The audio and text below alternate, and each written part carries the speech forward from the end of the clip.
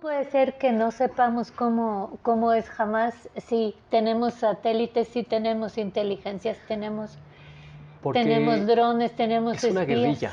es una guerrilla, como todas las guerras de guerrilla, tanto Vietnam, en cierta forma, Irak, Afganistán, son guerras de guerrilla.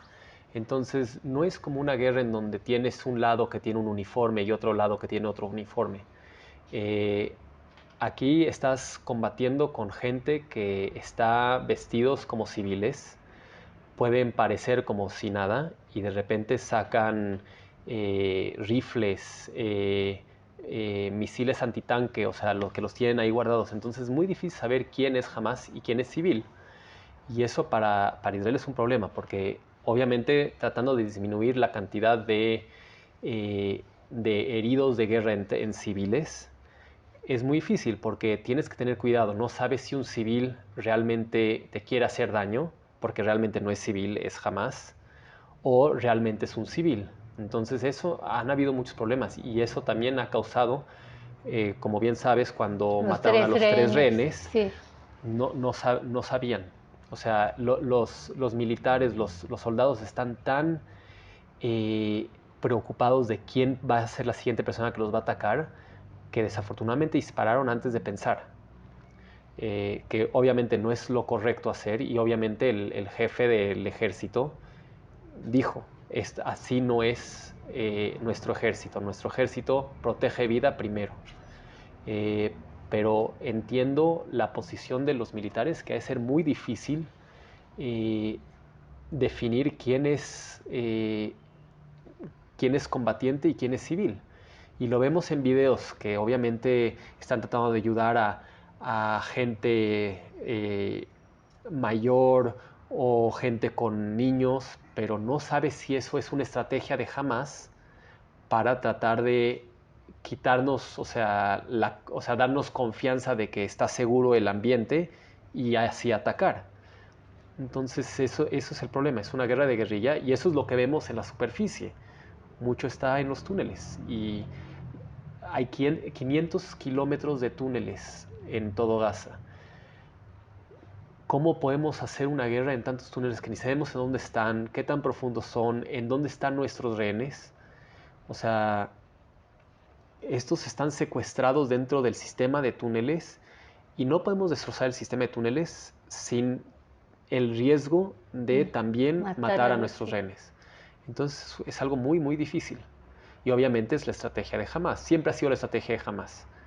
Es una estrategia tanto de publicidad al resto del mundo, tratar de aumentar la cantidad de muertos civiles para que el mundo pueda ver pobre Gaza, ve cómo el ejército israelí mata civiles, cuando muchos de ellos pueden ser que no son civiles, son Hamas, como dije, están vestidos de civiles, y las cifras no las da el gobierno de Hamas, entonces no podemos saber si las cifras realmente son verdaderas.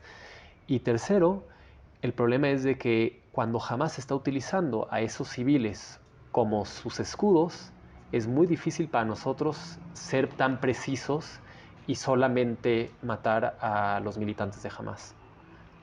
Y dentro de los casos que has tenido que tratar, ¿te han contado historias como estas?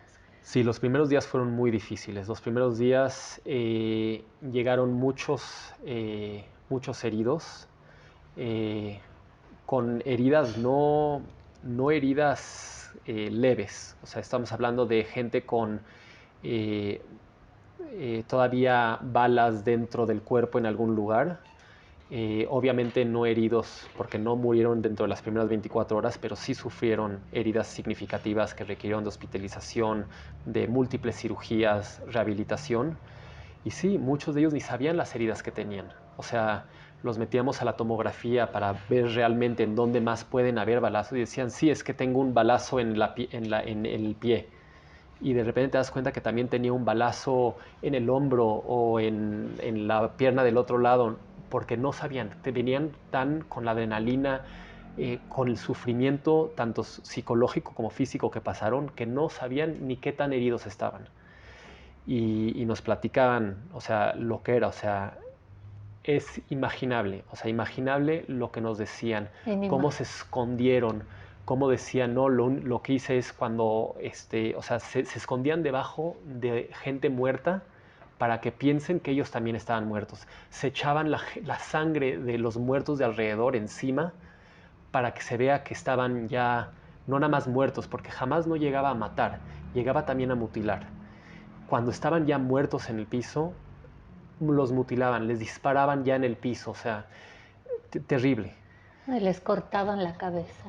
O sea, entonces por eso se hacían pasar como que ya estaban muertos, mutilados, o sea, para que los dejaran. Digo, y estos son la gente que sobrevivió. No sabemos cuánta gente hizo lo mismo, trató de esconderse y los mataron en el lugar. Los prendían en fuego a los cadáveres para que no sean reconocidos. Los que murieron dentro de los coches, prendían los coches como si fueran bombas Molotov. Unas cosas realmente inimaginables. O sea, ni en las peores películas se les hubiera ocurrido tal bestialidad, porque eso es la forma que se puede definir. Y nos contaron, o sea, cómo perdieron amigos en el concierto, cómo perdieron amigos que estaban corriendo y nada más veían cómo los amigos iban cayéndose a sus lados.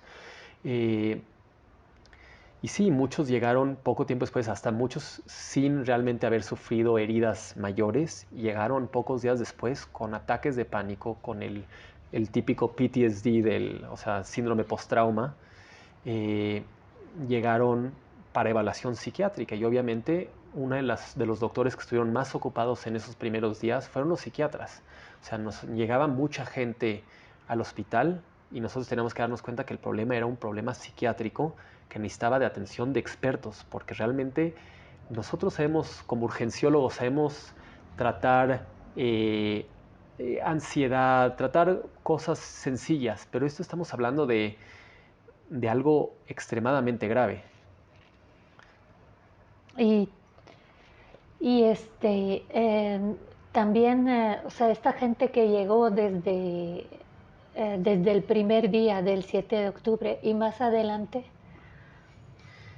Más adelante tuvimos de muchas diferentes cosas. Obviamente hubieron todavía heridos, afortunadamente en Israel está el Iron Dome, Kippat Barzel, que es el sistema antimisiles que interceptan los misiles en el aire para que no caigan.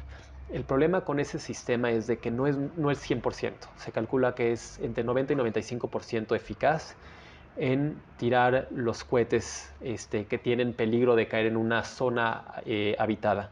Cuando se estima que van a caer en zonas no habitadas, en campos abiertos, en el mar, normalmente no se lanza un misil para tirar ese misil porque es caro y necesitamos guardar esos misiles porque jamás en los primeros 5 días creo que se estima que tiraron alrededor de 4.000 misiles hacia Israel. Es una cantidad impresionante.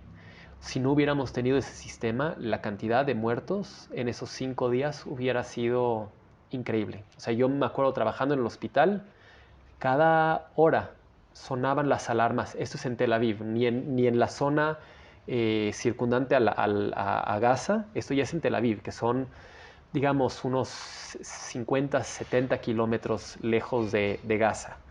Eh, y todo el tiempo, o sea, obviamente nuestro departamento de urgencias es seguro, está bajo tierra, está en el piso -1, todas las paredes son de concreto reforzado, entonces ahí estamos seguros. Pero obviamente tienes que correr de las partes exteriores del hospital hacia adentro. Muchas partes del hospital se movieron al estacionamiento, que se puede convertir en área de hospitalización. Los estacionamientos de muchos hospitales en Israel tienen en el estacionamiento, en las paredes de estacionamiento ya listo, se quita un muro falso y atrás de ese muro falso están todas las tomas de oxígeno, de electricidad para los monitores, todo ya está listo. Entonces muchas partes del hospital se bajaron al estacionamiento para poder empezar a internar y ver si cuando haya la necesidad realmente de bajar todo el hospital al área, a las áreas seguras, que tarde menos. Entonces nosotros estábamos corriendo de un lado al otro, diciéndole a la gente, cada vez que habían alarmas, diciendo a la gente, no, tienen que entrar, esta es la zona segura, esta zona no es segura, por favor váyanse a las zonas seguras.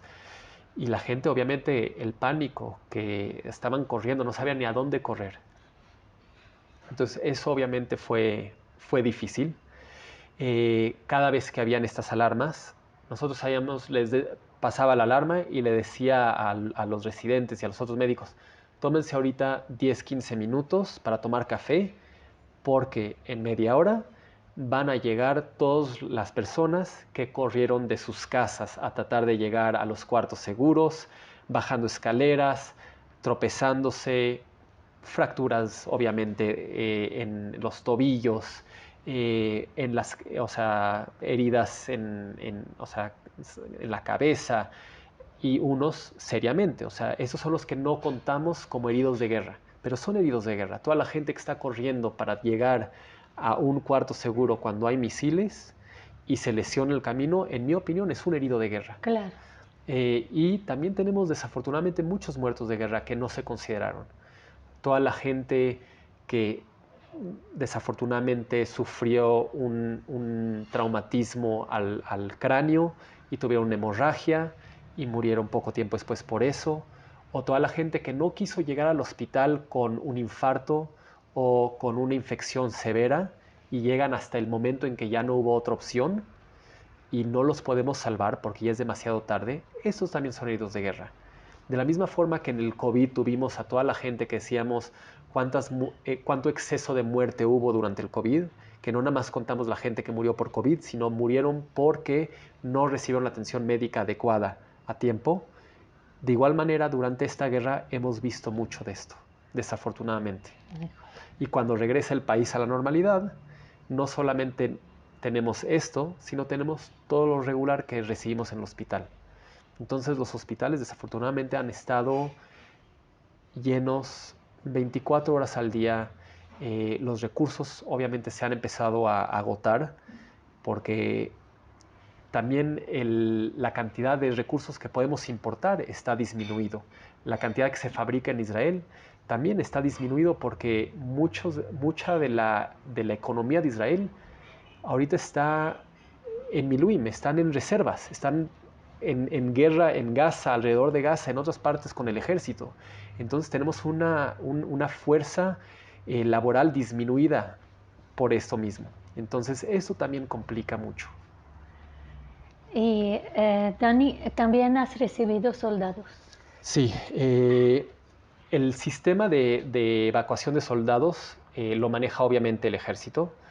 Hay soldados que son evacuados por tierra, o sea, los mismos soldados tienen sus médicos, o sea, los médicos son la gente que está entrenada en primeros auxilios de combate en la guerra, hay paramédicos y tienen sus propias ambulancias dentro de Gaza, recogen a los heridos y los sacan de Gaza, de la frontera, para llegar a unos como campamentos médicos en donde hay doctores, pueden dar tratamiento primario y después transportarlos de ahí por tierra a los hospitales cercanos. Eso es una opción. La otra opción, que es la que nosotros recibimos más, es por medio de 669, que es la unidad de rescate aéreo del ejército, en donde llegan con helicópteros, muchas veces bajo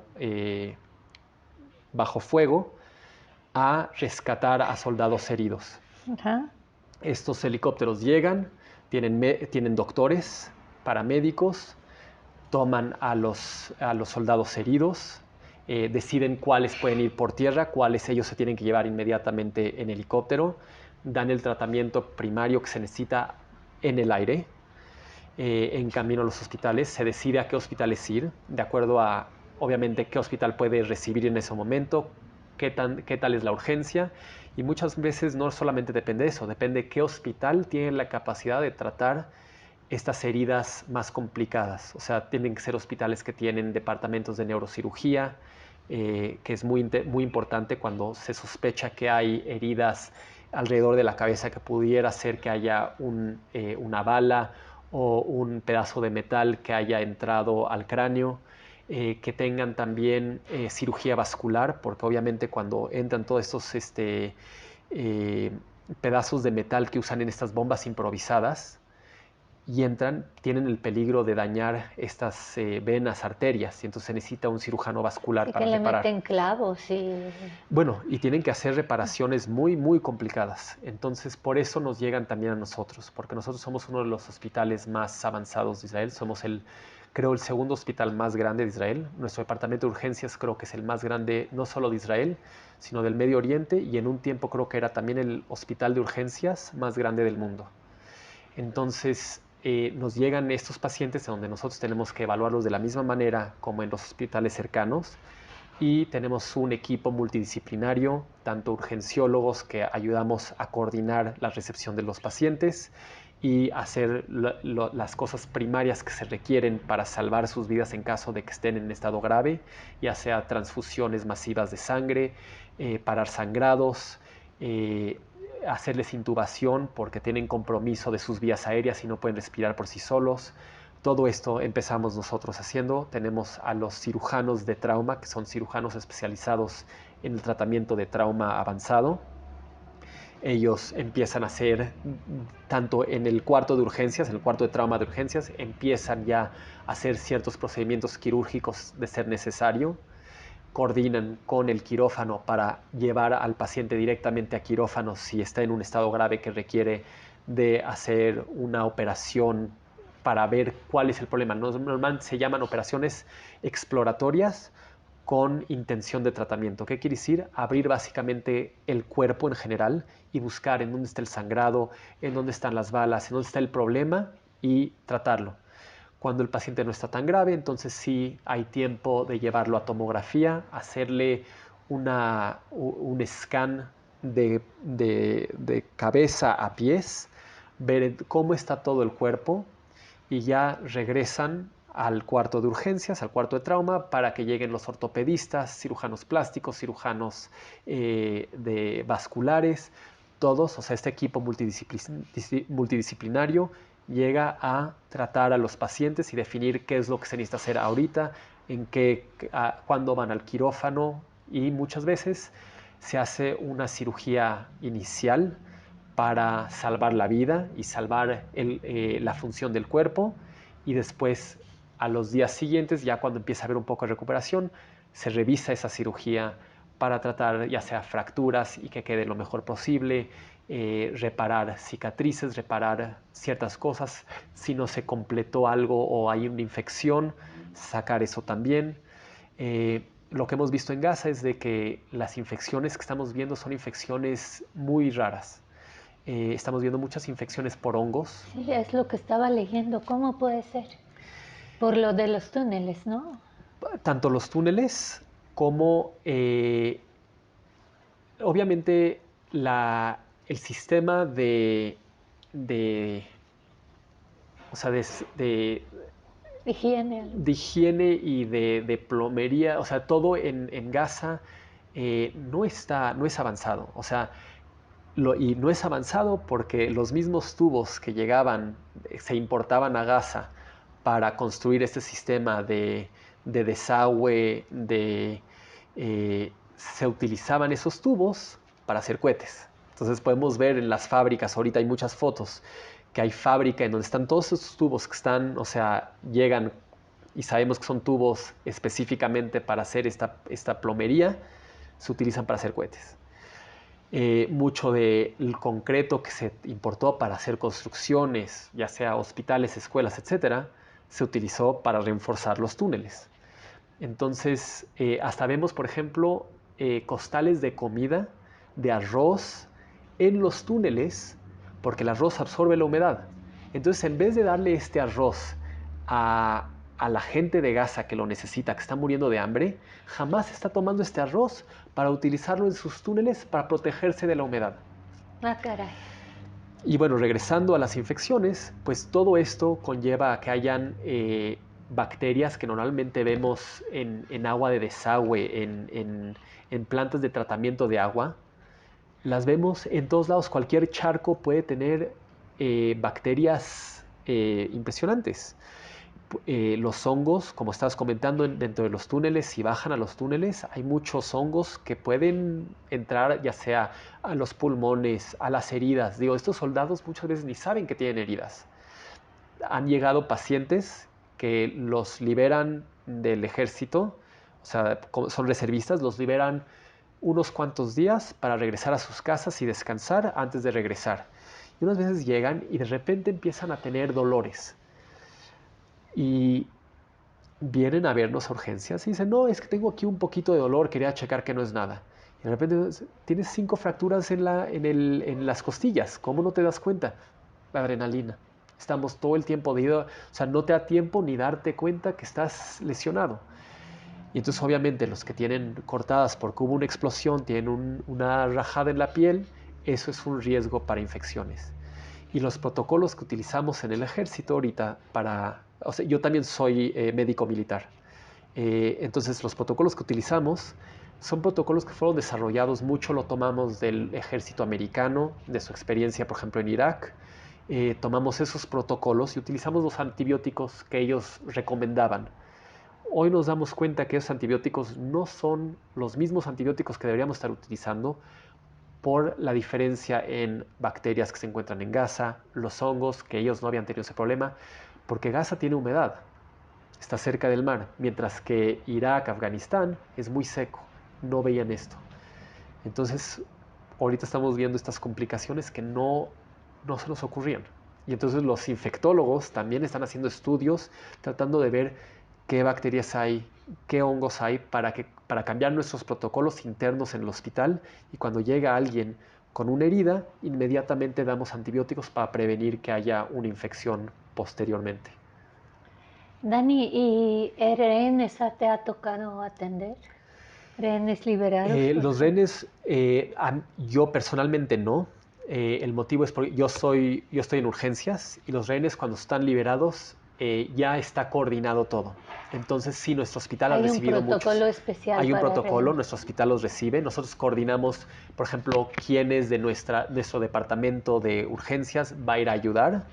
Eh, Cuando sea necesario. Yo obviamente como coordino, como soy director de urgencias clínicas, entonces, director clínico de urgencias, tengo que estar yo en urgencias. Entonces, de repente van gente de nosotros a tratar estos rehenes. Los rehenes normalmente ya llegan después de evaluaciones, tanto por la Cruz Roja, avisa que hay para que estemos preparados a tratar algo que sea de urgencia. Ya fueron vistos por médicos del ejército en campo y después son trasladados mayormente por helicóptero de nuevo a los diferentes hospitales, de acuerdo a qué hospital es el hospital correcto para recibirlos. Nosotros recibimos una gran cantidad, en parte porque tenemos un centro de rehabilitación muy grande. Entonces, una de los departamentos de hospitalización se cerró para poder recibir a los rehenes y de tal manera hacer o sea, recibirlos de una forma. También tenemos que pensar mucho del daño psicológico que tuvieron. Entonces no queremos que entren a urgencias como cualquier otra persona y que la gente los vea, que hayan cámaras, que, que mucha gente quiera ver quiénes son los rehenes. Queremos darles un tratamiento VIP de cierta manera, en donde pueden llegar directamente a una cama de hospitalización, en donde están en un ambiente calmado, con poca gente que lo está recibiendo, haciéndoles todas las evaluaciones necesarias, tanto pruebas de sangre, scans, lo que sea necesario, y darles el tratamiento. Y una vez que hayan pasado unos cuantos rehenes, nos dimos cuenta que no tenían lesiones físicas. Entonces, al día siguiente salieron a sus casas. Otros sí tuvieron problemas médicos, porque tenemos que recordar que muchos rehenes son gente mayor, gente con enfermedades, y por mucho tiempo no recibieron comida, nutrición adecuada, no reciben sus medicamentos que tienen que recibir de forma diaria, entonces llegan con esas complicaciones. Y desafortunadamente son los rehenes que creemos que jamás quería enseñar que estaban bien. ¿Cuántos rehenes no soltaron? No porque no querían soltarlos, o sea, intercambiar, porque estaban en un estado tan grave que se vería muy mal para su campaña de publicidad soltar un rehén que esté en un estado tan grave. Y creemos desafortunadamente que muchos rehenes han muerto por complicaciones de sus enfermedades que no han recibido tratamiento O de sus heridas. o de sus heridas. Han habido rehenes que sabemos, hay fotos de rehenes que al tratar de defenderse de Hamas sufrieron heridas graves y de todas maneras Hamas se los llevó como rehenes. ¿Y qué tratamiento médico se les pudo haber dado ahí? Eh, Sabemos que el tratamiento médico que pueden dar ellos no es el tratamiento adecuado. Como decía, muchas infecciones, qué tanto pudieron ellos recibir antibióticos, si requirieron de alguna cirugía, una reparación, anestesia, o sea, el dolor, cómo ellos pudieron haber tratado el dolor. Entonces eso es algo que realmente nos Recuerdo preocupa. de una rehén que dijo que la habían operado sin anestesia y un veterinario. Exactamente, sí, es una Una historia chica que Mía se llamaba. exactamente, vimos esa, o sea, yo no conozco esa historia, la conozco igual que tú en la televisión. Sí, la entrevistaron de que tenía múltiples fracturas en el brazo y le hicieron una operación ortopédica que requiere de anestesia general y bloqueos, o sea, es una operación de mucho dolor. Para reparar hay que mover hueso roto, que duele muchísimo. Y sí, o sea, se hizo sin anestesia o mínima anestesia. El punto es de que está consciente de lo que le hicieron todo el tiempo. Le dejaron estos clavos, que son clavos exteriores. ¿Qué tanto antibiótico le pudieron dar? ¿Qué tanto medicamento contra el dolor le pudieron dar? ¿Y en qué condiciones estaba para recuperarse? O sea, la tuvieron en un cuarto oscuro, en el piso, o sea, recuperándose de una cirugía ortopédica mayor. De las historias de los rehenes, tú dijiste pruebas, también pruebas de embarazo, ¿no? Porque a muchos, Eso, no sé los detalles, obviamente, porque esto obviamente se hace por medio de cada departamento específico, pero sí, obviamente se tuvo que hacer pruebas de embarazo, pruebas de enfermedades de transmisión sexual. Sabemos de que jamás utilizó la violencia sexual como táctica. Entonces, obviamente, los rehenes llegaron, no solamente rehenes, también los sobrevivientes de la masacre del 7 de octubre. Entonces, muchos hospitales, obviamente, tenemos a los trabajadores sociales que llegan a apoyar, saben perfectamente cómo hablar con los pacientes para que puedan dar la información necesaria porque muchas veces después de un acto de violencia sexual, eh, los pacientes no quieren hablar de esto. Y digo los pacientes y las pacientes porque sabemos que hubo violencia de acto sexual en ambos sexos. también a hombres. Exactamente. Entonces, obviamente llegan estas personas especializadas en cómo tratar de forma social y psicológica la violencia sexual, ginecólogos, obviamente, en el caso de las mujeres, para hacer las pruebas necesarias, psiquiatras, porque obviamente esto puede crear también un síndrome postraumático muy grave. Y estas personas que sufrieron o que se sospechaba que puedan haber sufrido estos actos, se hicieron esas pruebas necesarias, al igual que todas las otras pruebas que se le hicieron a los rehenes.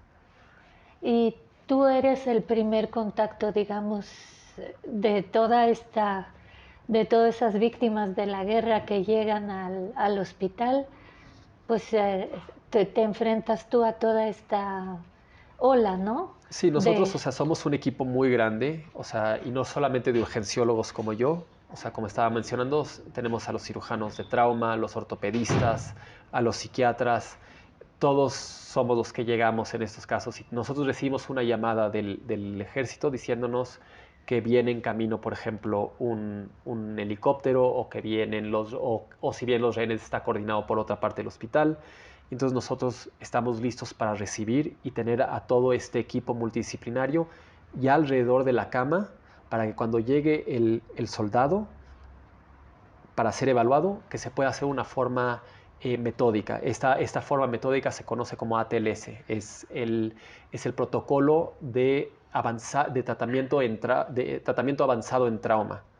Entonces nosotros trabajamos de esta forma en conjunto, sabiendo cuál es el paso siguiente, quién debe hacer qué cosa, para poder tratar de una forma rápida. Y podemos hacer lo que normalmente se tardaba horas en hacer una evaluación de un paciente de trauma, lo hacemos ahora en minutos.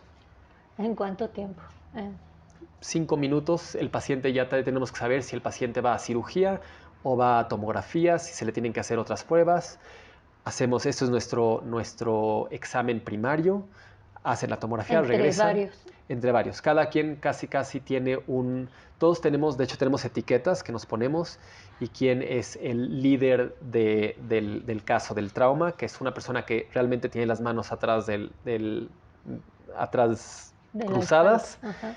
Y esa persona es la que está viendo todo como un panorama, qué es lo qué está pasando con este paciente, el monitor, las imágenes, qué le están diciendo cada persona y él está coordinando. Digamos que es como conducir una orquesta.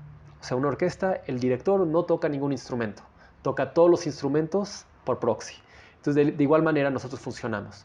El que está dirigiendo el trauma está viendo todo, escuchando qué es lo que está pasando y dando las órdenes, qué es lo que se debe hacer. Entonces lo hacemos por un orden. Primero, asegurarnos de que no haya un sangrado que ponga en peligro a la vida. Asegurarnos de que la persona pueda respirar. Empezar a ver de pies a cabezas que no hayan lesiones que puedan poner en peligro la vida.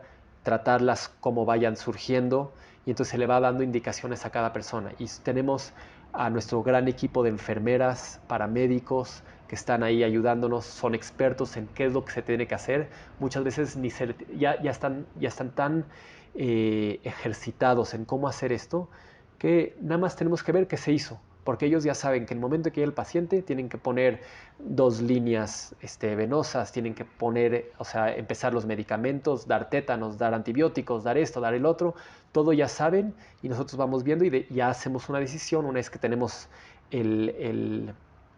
la, la fotografía completa de qué es lo que está pasando, ya podemos hacer una decisión en conjunto, obviamente, con los cirujanos ortopedistas, a cuál es el mejor lugar para el paciente. Y afortunadamente hemos tenido o sea, la suerte de que algunos de estos pacientes llegan en helicóptero pensando que son pacientes graves y después de hacer todo esto vemos que tienen lesiones muy mínimas y pueden irse ese mismo día a sus casas. Pero obviamente hay pacientes que no, que tienen lesiones muy graves, tan graves que no hay forma de ni corregirlas con cirugía. Por ejemplo, doy el ejemplo de un soldado que su tanque fue atacado con uno de estos misiles antitanque y el mismo químico que se utiliza para apagar los fuegos dentro del tanque le causó mucho daño a sus pulmones. Entonces este paciente tuvo que irse a terapia intensiva. Obviamente los intensivistas también están con nosotros para saber qué pacientes se tienen que llevar a terapia intensiva y se conectó a una máquina que se llama ECMO. ECMO es una máquina que es como una máquina corazón-pulmón. Entonces podemos conectar al paciente a esta máquina para hacer este bypass y sus pulmones que en ese momento no funcionaban por las quemaduras que tenía por dentro, que esta máquina pueda respirar por él. Y afortunadamente después de unos cuantos días el pulmón se pudo recuperar y pudieron desconectarlo de esta máquina. Wow. Y está ahorita en recuperación.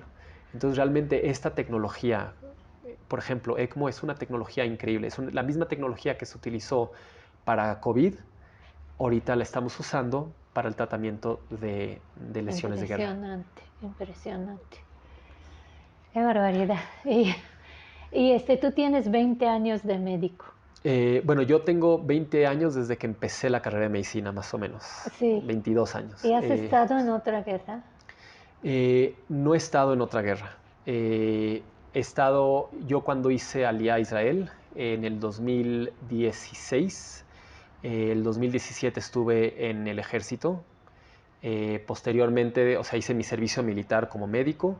Después de eso hice el entrenamiento para ser oficial en el ejército.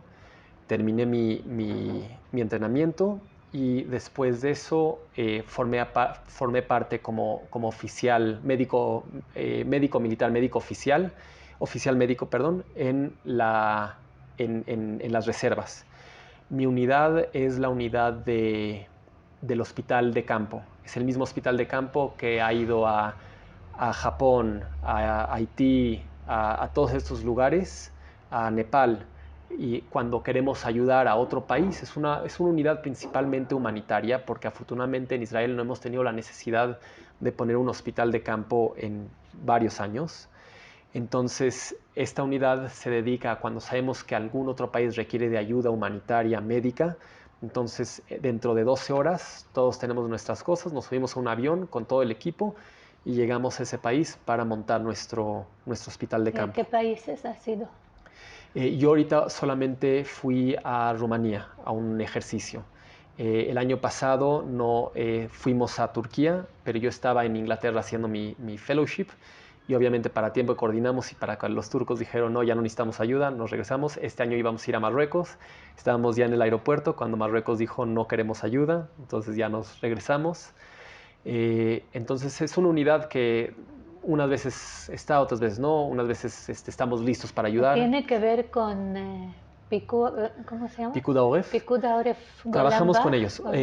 Picud Auref es básicamente la guardia civil, digamos. No es guardia civil porque es guardia militar. Es la guardia territorial, digamos, de Israel. Es la rama del ejército que funciona dentro del territorio israelí. Eh, por ley, al menos de aquella, obviamente, ley marcial, el ejército no puede funcionar dentro del territorio israelí. Eh, entonces, Picud Auref se dedica a eso y se dedica tanto a, en casos de guerra, todas las reglas de si hay misiles, cómo utilizar los cuartos de seguridad, eh, los negocios, cómo deben de funcionar, cuáles están abiertos, cuáles se cierran. Todo esto viene de Picud Auref. Eh, el Picud Auref también funciona en caso de ya sea desastres naturales, terremoto, todo eso. Ellos también son, como son la guardia territorial, también ellos son los responsables de esto mismo. Mi unidad no es parte de Picud Auref. Picud Auref tiene sus propias unidades. Mi unidad es una unidad eh, como satélite, digamos, del ejército, que funciona más, como decía yo, para ayuda humanitaria. Y lo que pasa es que como nosotros nuestra unidad solamente se monta de vez en cuando, nos prestan a diferentes unidades. Entonces, por ejemplo, yo he estado de hecho desde la base militar más al norte de Israel. No, digamos, es la frontera con Líbano, pero podríamos decir que está sobre la frontera hasta Eilat, que es la base naval más al sur.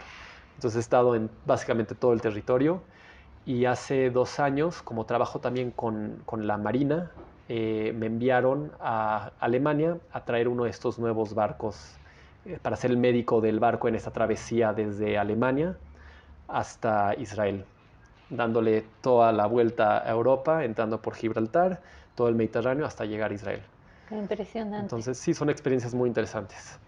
¿Y tú como civil israelí, bueno, como médico israelí, cómo sentiste este, esta época? Ya llevamos más de 100 días, 106, algo así. Y Eh, es muy difícil decirlo, o sea, es una rueda, o sea, subes y bajas todo el tiempo. En algunos momentos estás enfocado en tu trabajo y te desconectas. Y lo más difícil no es el trabajo, es regresar del trabajo. Cuando estás trabajando estás muy enfocado en lo que tienes que hacer, estás igual que los soldados en combate, estás con toda la adrenalina, sabes que tienes que ir a tratar al paciente que está sangrando, al paciente con el infarto, y en 5 minutos llega un helicóptero, entonces todo el tiempo estás activo. Cuando llegas a la casa es cuando te entra o sea, la ansiedad, empieza a entender qué es lo que está pasando, qué es lo que viste el día. Te vas a dormir y o sea, todavía, pero después de un día de trabajo, revives todo eso en tus sueños. Sientes que sigues trabajando en tus sueños. Entonces, eso es difícil. Eh, Obviamente como Ole Hadash llegué a Israel, no viví en Israel o sea, mi infancia, entonces yo no viví con esto, yo no viví con la posibilidad de guerra, con el tener que correr al cuarto de seguridad, con pensar qué es lo que puede pasar si Hezbollah entra y decide atacar Israel.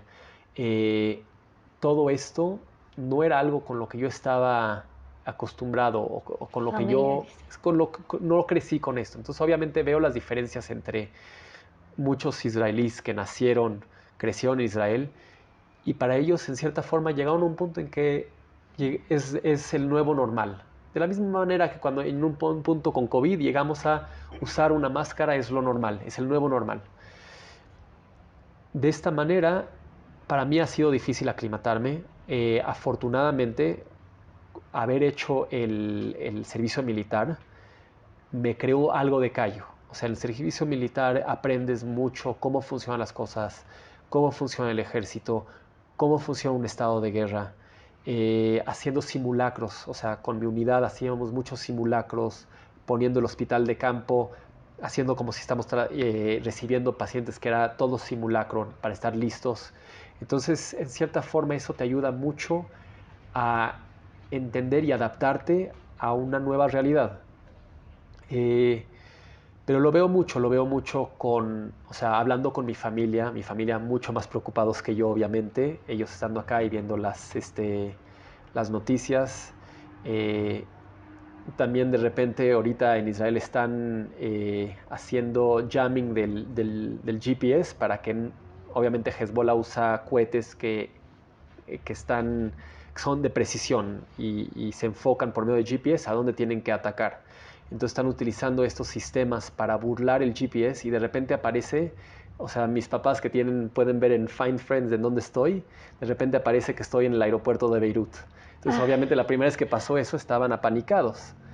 Y yo estaba, creo, en ese momento trabajando en el hospital y no podía contestar el teléfono cuando me marcaron. Entonces,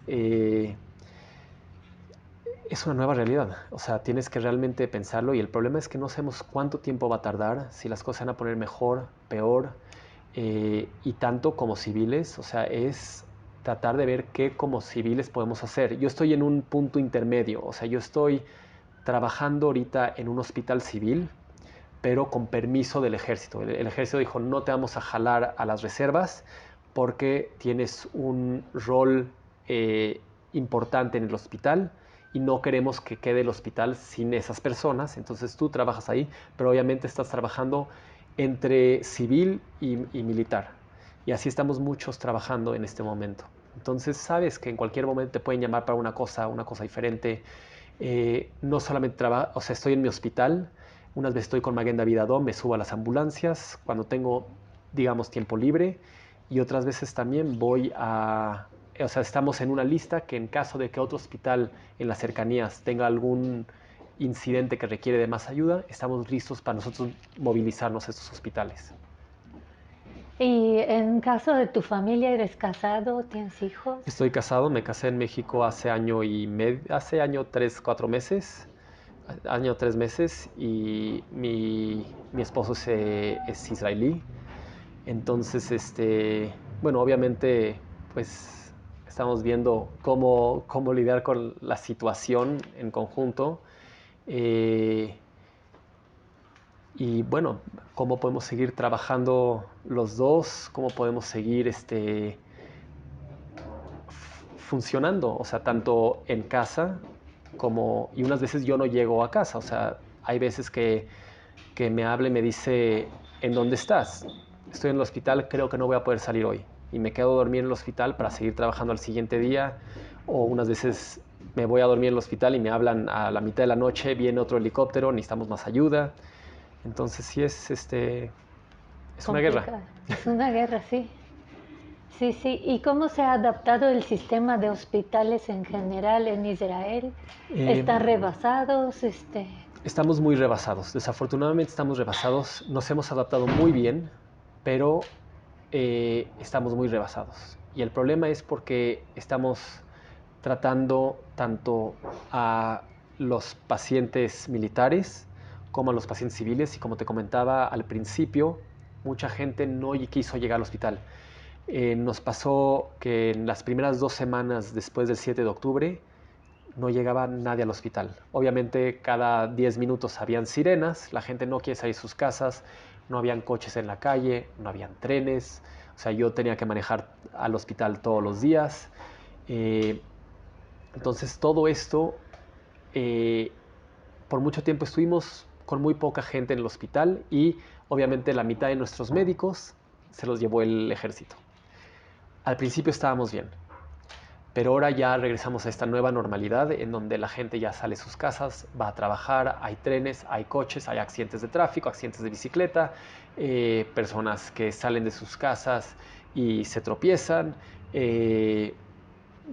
todo. Y la gente que se complicó también en ese primer mes. Entonces estas personas que siguen regresando porque una infección o que hubiera sido con antibióticos en casa la pudiéramos haber tratado, tenemos que hospitalizarlos. Y aparte es invierno. Es invierno, tenemos COVID de nuevo, tenemos influenza, todos estos virus que regresan cada invierno.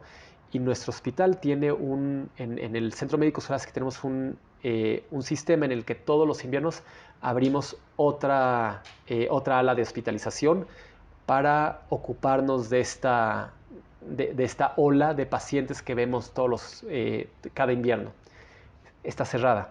Y está cerrada porque es la ala para los soldados. Entonces, de esta manera tenemos menos lugares de hospitalización. Los pacientes tienen que esperar más tiempo en urgencias para ser hospitalizados.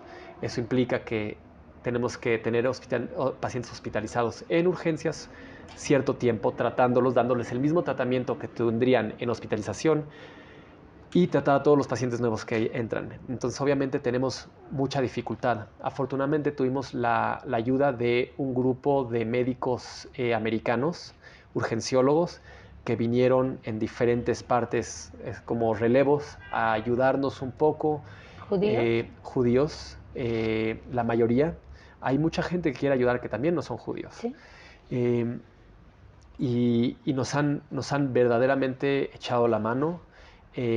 También nos han ayudado porque regresan a Estados Unidos y le dicen a su comunidad cuáles son las necesidades. Hemos tenido afortunadamente donaciones de equipo, que no tenemos suficiente equipo, que nuestro equipo ya está viejo. Tenemos equipo que hemos utilizado de tal manera que pensamos que ese equipo nos duraría 3 a 5 años, pero como hemos tenido que utilizarlo tanto en estos últimos meses, se ha deteriorado. Entonces necesitamos equipo nuevo, necesitamos material nuevo.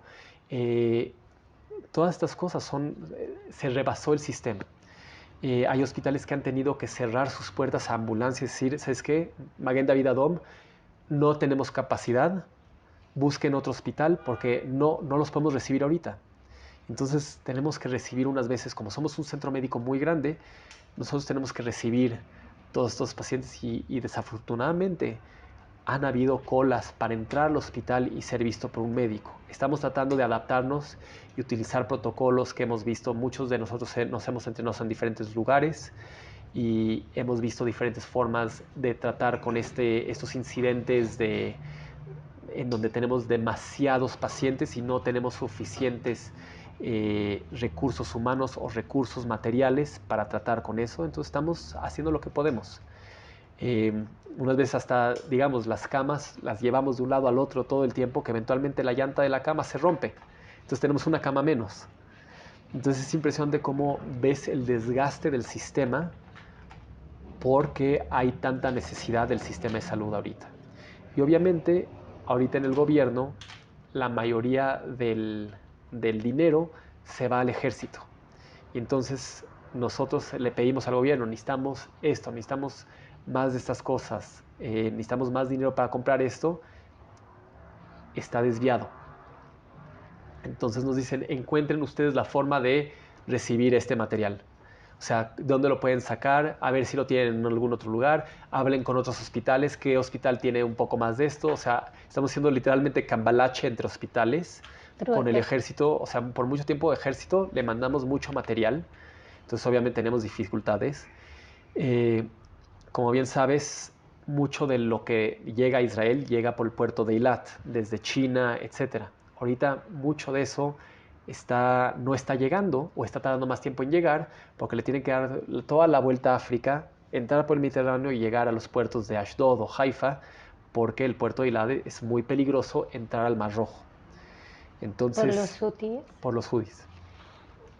Entonces, por ese mismo motivo, todo este material que nos surge está tardando tiempo en llegar. Antes de preguntarte cómo podemos ayudar, te quería preguntar, ¿cómo se va a recuperar Israel de este trauma tan duro? Porque pues, si nosotros estamos traumatizados, que estamos fuera, ¿cómo estarán los de adentro, no? ¿Cómo se van a recuperar tú con tu opinión como médico? Eh, Mira, afortunadamente Israel y el israelí tienen mucho callo. Entonces, eh, ha pasado en sus menos de 100 años de vida Israel, ha pasado por tantas guerras, por tantas dificultades, que yo creo que Israel tiene la capacidad de recuperarse de casi todo. Sí creo que llegamos a una crisis existencial en este momento, no solamente por esta guerra y por cómo esta guerra se puede complicar, no solamente de forma regional, pero de forma mundial. Eh, pero también por existir como Israel como concepto.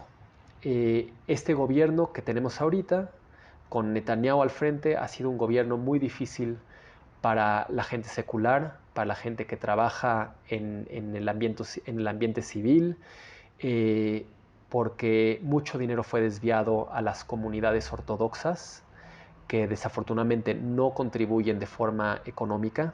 Entonces Israel ha sufrido económicamente mucho en los últimos 2 años, año y medio, 2 años. Eh, en términos a la democracia, es cierto, la democracia de Israel está en peligro. Está en peligro porque el sistema de Israel es un parlamento que al mismo tiempo es el gobierno y tenemos a la Suprema Corte. Y Netanyahu, obviamente por motivos personales, está tratando de quitarle poder a la Suprema Corte para concentrar el poder en sus manos y dentro del gobierno para no perder eso. O sea, no puedo decir que es una dictadura, pero sí es una manera de controlar la democracia para su propio beneficio. Y como pudiste ver antes de esta guerra, todos los sábados habían demostraciones, o sea, la gente en Israel quiere cambio, quiere preservar la democracia, quiere preservar los derechos humanos dentro de Israel.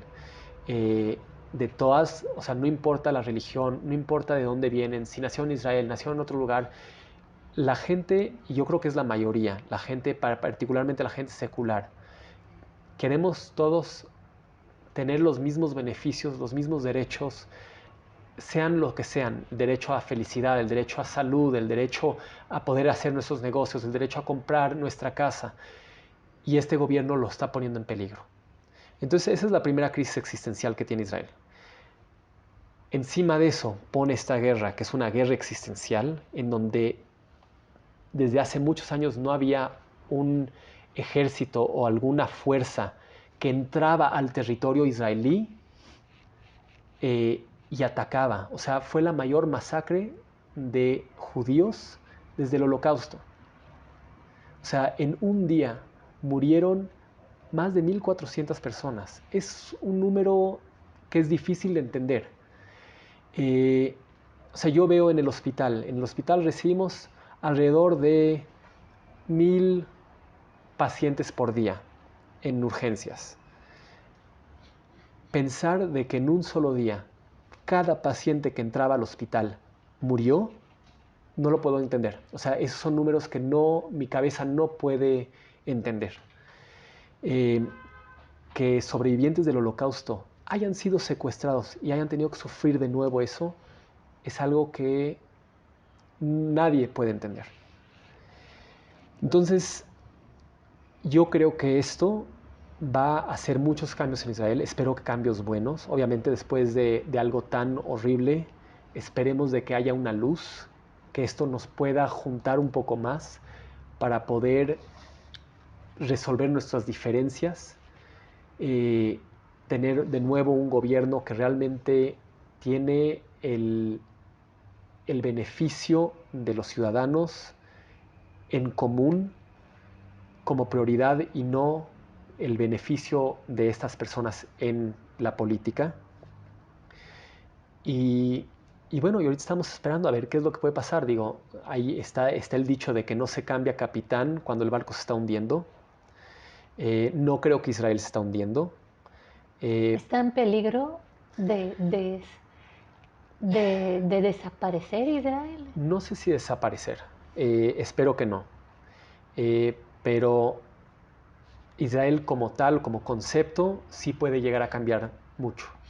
Y bueno, obviamente si Israel está en peligro de desaparecer, o sea, de forma militar, estamos hablando de un conflicto muy grave, un conflicto, o sea, que va a estar polarizado entre varios países. O sea, tenemos de un lado Irán, Corea del Norte, Rusia, China. este, como un eje, y después tenemos a Israel con, esperemos que Europa todavía, Estados Estados Unidos. Unidos, o sea, entonces estos conflictos tienen la capacidad de polarizar al mundo demasiado. Lo vimos con Ucrania de la misma manera. Eh, Pero no hubo una guerra mundial.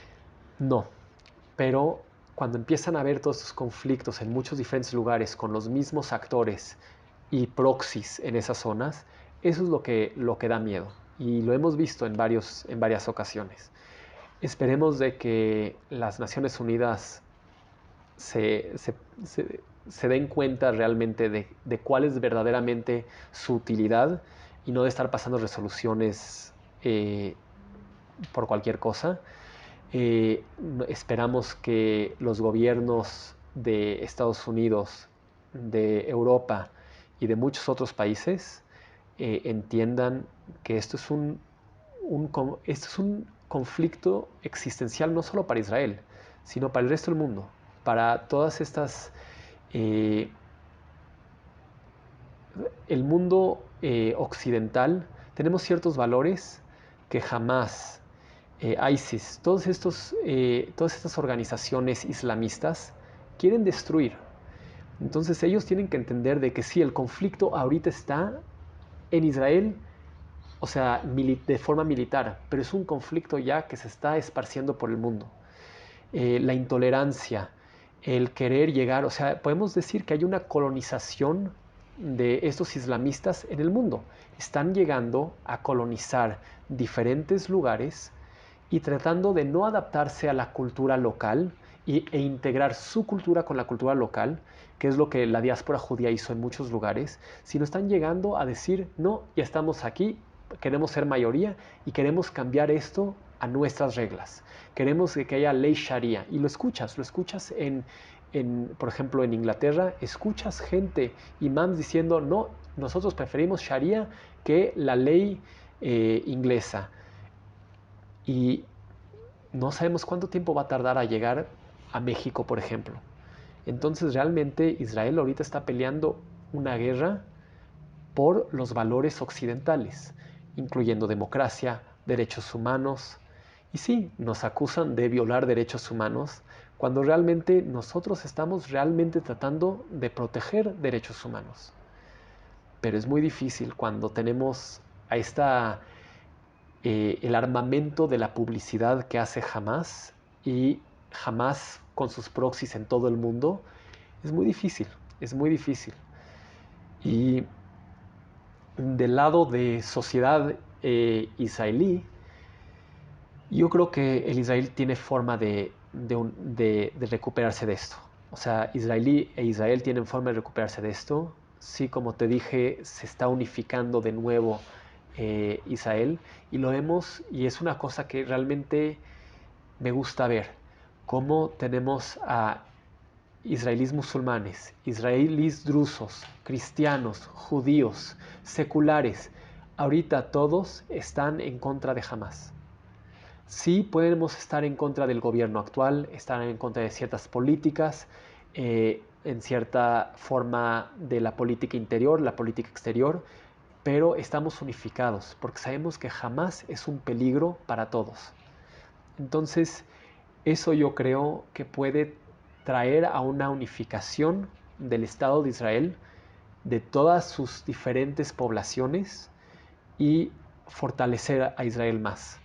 Pero obviamente Israel es un país chico, tenemos recursos muy limitados, económicos, militares, estamos en una zona con muchos enemigos y afortunadamente tenemos muchos tratados de paz con países como Egipto, Jordania, eh, pero si las cartas cambian, puede no ser conveniente para ellos mantener la paz con Israel. Entonces por eso nosotros tenemos que enseñar de que tenemos una fuerza, no solamente regional y nacional, pero una fuerza mundial. Y eso es lo que Israel tiene que muchos países no tienen. La diáspora es lo que mantiene de cierta forma a Israel vivo. En el momento en que la diáspora no le dé el apoyo a Israel, y no estoy diciendo apoyar a Israel no importa qué, o sea, no estoy diciendo que si el gobierno dice algo que está mal, que va en contra de principios mundiales, de valores, de valores humanitarios, que digamos, no, yo estoy con Israel, no importa qué. Hay que estar vocalmente, estamos en contra de lo que dijo esta persona, pero estamos a favor de la existencia de Israel y tenemos que apoyar a Israel. Eso es lo que es muy importante.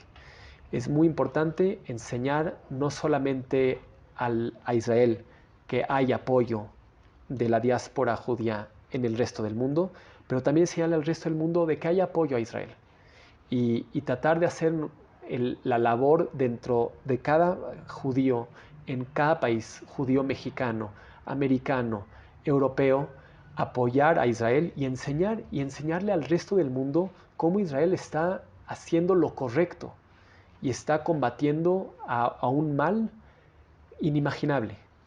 Y eso yo creo que es lo más importante. ¿Cómo ayudar a tu hospital? Bueno, hay muchísimas formas de ayudar. No solamente al Centro Médico Suraski, yo creo que hay muchas formas de ayudar de todas maneras. O sea, en un tiempo una de las formas mejores de ayudar a Israel era ir a Israel, ir a ayudar a cosechar las naranjas y todo porque no teníamos gente trabajando en el campo. Eso es una forma de ayudar, por ejemplo. Otra forma de ayudar, como mencionaba, era el apoyo, o sea, el apoyo y tratando de enseñarle al resto del mundo cómo Israel tiene que sobrevivir esto. Ahora, el apoyo financiero, obviamente Israel fue un estado creado por medio de la diáspora. La diáspora, o sea, tanto los Rothschild, los Zuraski, por ejemplo, que dieron no solamente este centro médico, muchos centros médicos, o sea, especialmente en México hay una gran cantidad de gente que ha ayudado a Israel con centros médicos. Vas a cada centro médico y siempre hay una torre donada por un mexicano, una ala de hospitalización donada por un mexicano, que como mexicano, judío, israelí, me da mucho orgullo ver eso. Y podemos seguir haciendo eso. O sea, hay muchas formas de ayudar. En el Centro Médico Suraski, por ejemplo, y en particular nuestro departamento de urgencias, hay muchas necesidades. Somos el departamento de urgencias, somos el departamento del hospital que más pacientes vienen. Todos los pacientes casi tienen que pasar por urgencias. Entonces, si nosotros podemos dar el mejor tratamiento inicial, tenemos la mejor posibilidad de darle la mejor oportunidad a cada uno de nuestros pacientes. Como un hospital nuevo que estamos ahorita también en remodelación, tenemos muchas carencias. Se hizo una remodelación y obviamente con esta guerra mucho del dinero que estaba ya puesto para ciertas cosas en nuestro departamento se tuvo que ser desviado a otras cosas que tenían más urgencia. Y obviamente esto pasa, no es lo ideal, pero esto pasa. Entonces ahorita con nuestra remodelación estamos haciendo ahorita nuestra nueva área de trauma de urgencias y queremos equipar a lo mejor posible. No solamente para ahorita estamos recibiendo donaciones, acabamos de recibir también de Víctor Constantiner, que es Suraski.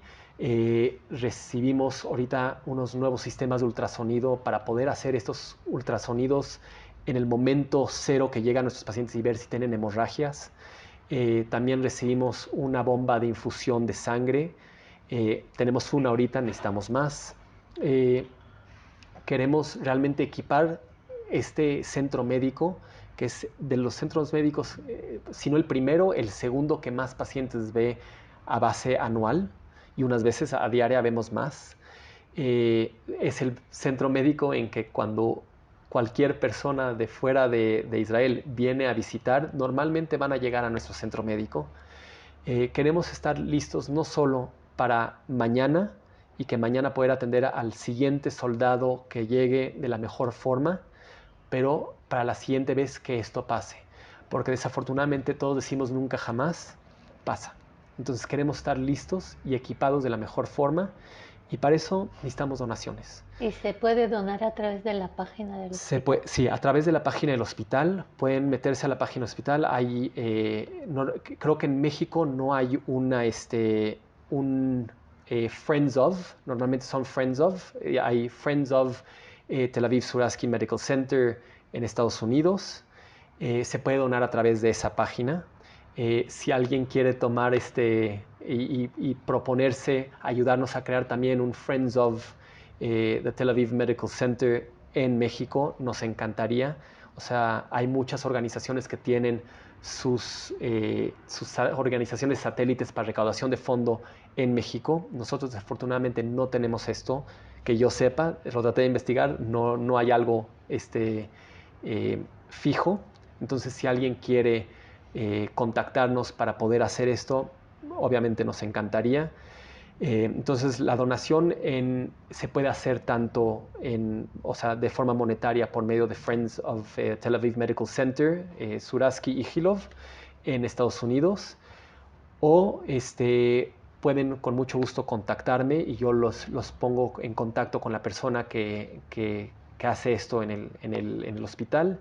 Y obviamente yo como urgenciólogo, como director de urgencias clínicas, a mí me encantaría si pudieran decir esto es específicamente para uso de urgencias, para tratar de equiparlo lo mejor posible y que las urgencias, hay que empezar por las urgencias. Si nuestro departamento de urgencias es fuerte, somos la entrada al hospital. Si tenemos unas puertas fuertes, el hospital es fuerte. Si nosotros dejamos que esta puerta no sea fuerte, se cae el resto del hospital. Entonces, por eso para mí es tan importante que las urgencias en nuestro centro médico y en todo centro médico sean una prioridad en términos de donaciones. Y unas veces no es, digamos, sexy, porque no se ve sexy, o sea, las urgencias. Tratamos a todos los pacientes, pero rara vez un paciente viene a decirnos, gracias, nos salvaste la vida. Se lo van a decir al cirujano, al doctor que firma que ya pueden irse a su casa. Nosotros nos gusta nuestro trabajo, lo hacemos con mucho, pero realmente no se ve tanto al exterior y por lo tanto no recibimos tantas donaciones. Muchas gracias, Dani. Gracias a ti.